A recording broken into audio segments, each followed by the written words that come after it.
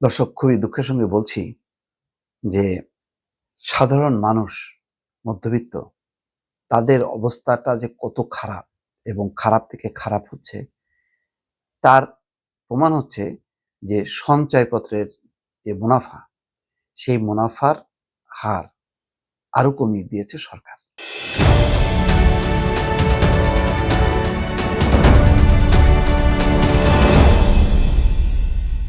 এমনিতেই এখন সঞ্চয়পত্র খুব লাভজনক কোনো বিনিয়োগ না, কিন্তু বাস্তবতা হলো বহু মানুষ আছে যাদের আর কিছু করার নেই।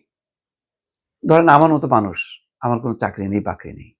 আমার সঞ্চিত অর্থটা আমি কি করি? আমি সঞ্চয়পত্রে রাখি। ওখান থেকে মাসে, মাসে যে মুনাফাটা আসে ওটা দিয়ে আমি চলি। এরকম অসংখ্য লক্ষ, লক্ষ মানুষ, মানে যারা কিছু করতে পারে না, ব্যবসা-বাণিজ্যের যাদের সেই বুদ্ধি নেই এবং করার পরিবেশও নেই, ঝুঁকি মনে করে, অল্প পুঁজি আছে, মনে করে যে আমার ১০-১২ লাখ টাকা, ২০ লাখ টাকা, ২৫ লাখ টাকা আছে। এটা যদি আমি ব্যবসা করতে যাই, ব্যবসায় তো ঝুঁকি আছে। যদি এটা শেষ হয়ে যায় তাহলে আমি শেষ। তাহলে আমি কি করি? ঠিক আছে, আমার ব্যাংক সঞ্চয়পত্রে রাখি। মাসে, মাসে ২০-২৫ হাজার টাকা দিয়া আমি চলি। যারা এই চিন্তা করে আজকে যুগের পর যুগ চলছে, তারা দেখছে যে আস্তে, আস্তে তাদের কমতেছে। কমতে, কমতে, কমতে আবার যখন চিন্তা করলো যে একটা পরিবর্তন হলো, ডক্টর মোহাম্মদ ইউনূসের মতন একজন সফল অর্থনীতিবিদ, নোবেল বিজয়ী, উনি যখন সরকার প্রধান, তাহলে মনে হয় ভাগ্যের পরিবর্তন ঘটবে। কিন্তু কি হলো? উল্টা এখন আরো কমছে। কেন কমছে? সেখানে বলা হচ্ছে, দেখেন, নিত্য পণ্যের মূল্য বৃদ্ধির কারণে ২ বছরের বেশি সময় ধরে দেশে উচ্চ মূল্যস্ফীতি চলছে। এটা ভালো জিনিস না।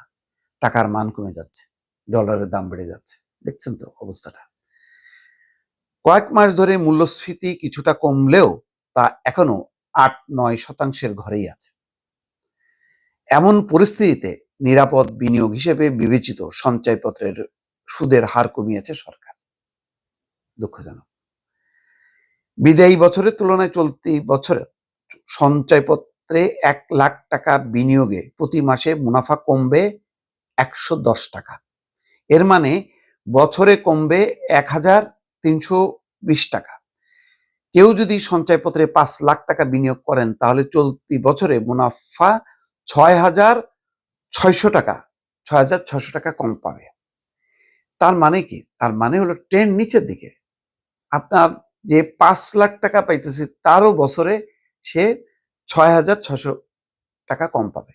আপনার অনেক টাকা আছে, আপনার কাছে মনে হয় দূর এগুলি কোনো হিসেব নাকি? না। যারা মধ্যবিত্ত, যাদের ৫ লাখ, ১০ লাখ, ১৫ লাখ টাকা আছে, তাদের কাছে এই প্রতিটা টাকার মূল্য আছে। একটা টাকারও মূল্য আছে। ওই দিক দিয়ে বিবেচনা করেন। বৃদ্ধ বাবা-মা মানে সন্তান বিদেশে টাকা পাঠায়, বলে, "মা, টাকা খরচ করো না, ওই সঞ্চয়পত্রে রাখো। রেখে ওখান থেকে মুনাফা আসলে ওইটা দিয়ে চলো।" বাবা-মা তাই করতেছে। যাদের ধরেন ৬০, ৭০, ৭৫, ৮০ বছর বয়স, এই বয়সী মানুষের সংখ্যা তো কম না। তারা কি করবে? তারা কি কোথায় বিনিয়োগ করবে? কোথায় যাবে? তারা সরকারের কাছে যাবে। কারণ এই টাকাটা নিয়ে তো সরকার সরকার তো লাভবান হওয়ার কথা, তাই না? সরকার বিভিন্ন জায়গায় এই টাকাটা খাটাবে, সেখান থেকে লাভ করবে এবং মানুষকে লাভ দেবে। এটাই তো এটাই তো এইভাবেই তো হয়। কিন্তু কোথায়? তার মানে পরিস্থিতি খারাপ। পরিস্থিতি ভালো না। ডক্টর মোহাম্মদ ইউনূস এই জায়গার থেকে আলো দেখাইতে পারেন নাই। এই যে ক্ষুদ্র ঋণ, তো মানে ছোট, ছোট গরিব মানুষদেরকে উপকার করা হয়। তাহলে এই যে যারা এই ক্ষুদ্র সঞ্চয়পত্রের মালিক, যারা নিম্নবিত্ত, মধ্যবিত্ত, তাদের ঘর আলো করলো কিভাবে? ইউনূস সরকার ১ বছরে পারল কোনো দিক নির্দেশনা দিতে পারল? পারল না। ব্যর্থতা এখানেই। হতাশার জায়গাটা এখানেই। জানি না আগামী সরকার এসে মানে তার কাছে কোনো মানে আলাদিনের কোনো চেরাগ বাতি আছে কিনা, যে মানে এই অবস্থার থেকে পরিবর্তন ঘটাবে। এখন আসলে অসহায় মানুষের কাছে আল্লাহর দিকে ২ হাত বাড়ায় দোয়া করা ছাড়া, নিজের ভাগ্যের জন্য, নিজের জীবন রক্ষার জন্য, এছাড়া তো আমি আর কোনো উপায় দেখছি না দর্শক। ভালো থাকবেন। আল্লাহ হাফেজ।